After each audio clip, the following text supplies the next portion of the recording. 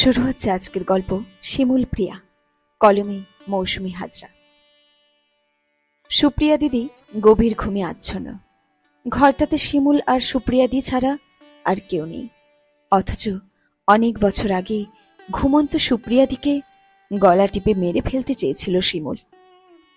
টেবিলে রাখা জলের বোতলটা থেকে শিমুল জল খেতে গিয়ে দেখল সকালের ওষুধ খায়নি সুপ্রিয়া দি। সুপ্রিয়া আর শিমুল দুই খুড়তুতো বোন। বয়সে সুপ্রিয়া শিমুলের থেকে 5 বছরের বড়। মাটির দোতলা ঘরের কোণের ঘরটা ছিল শিমুল আর সুপ্রিয়ার। সুপ্রিয়া যখন 10 বছর বয়স, তখন সে আর শিমুল কোণের ঘরটাতেই থাকত। ওই ঘরটা ছিল দুজনের আলাদা এক জগৎ। গ্রীষ্মের দুপুরে ভাঙা জানালার ধারে দুজনে বসে বসে পুতুল খেলত। পুতুলের বিয়ে হতো। কখনো কখনো দুজন বউ সাজত। লুকিয়ে মায়েদের শাড়ি এনে পড়ত। বর্ষার দিনে ভিজে ভিজে খাল বিল থেকে মাছ ধরত দুজনে। ঘরের লোক জানতে পারলে সুপ্রিয়া সব দোষ নিজে নিয়ে শিমুলকে বাঁচিয়ে দিত। শীতের খুব ভোরে বষ্টুমে যখন হরিনাম গাইতে গাইতে রাস্তা দিয়ে পেরিয়ে যেত, তখন দুই বোনে আধ বোঝা চোখ নিয়ে ঘুম থেকে উঠত। শিউলি ফুলের মালা গেঁথে সদ্য তৈরি হওয়া প্রতিমার চরণে দিয়ে আসত।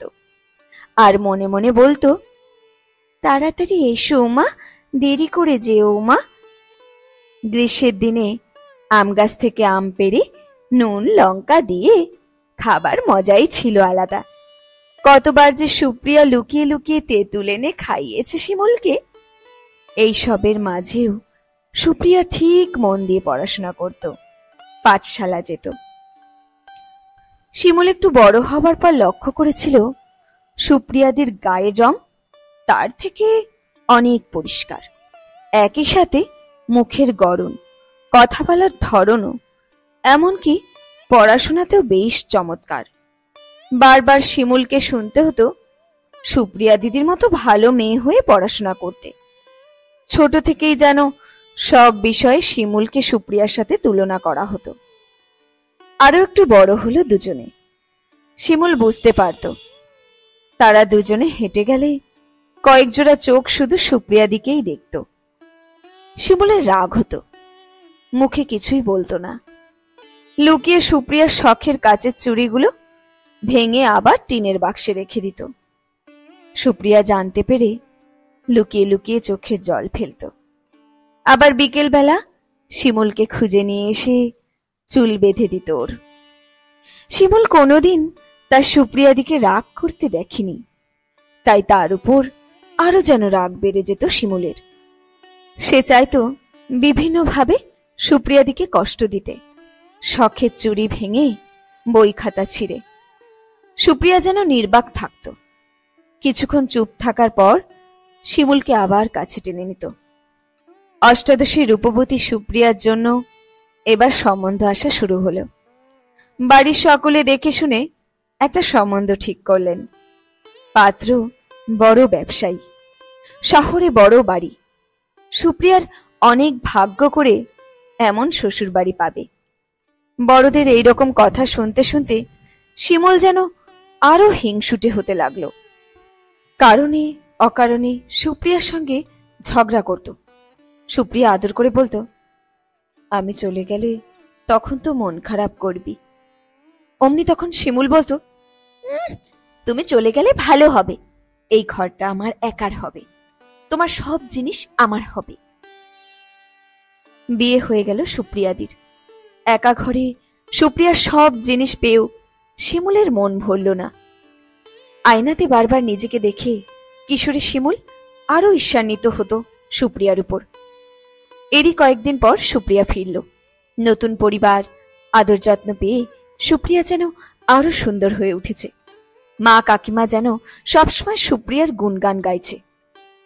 সুপ্রিয়াদির লম্বা চুলে যখন মা তেল দিয়ে দিত, তখন দূর থেকে শিমুল দেখত সুপ্রিয়াদির চুল ছিল ঘন কালো মেঘের মতো। বিয়ের পর হাতে চুড়ি আর পায়ে নুপুর পরে যখন সুপ্রিয়া এই ঘর ওই ঘর ঘুরে বেড়াত, সেই নুপুর আর চুড়ির আওয়াজে শিমুলের বুক যেন ফেটে যেত। দেখতে দেখতে কয়েক বছর পেরিয়ে গেল।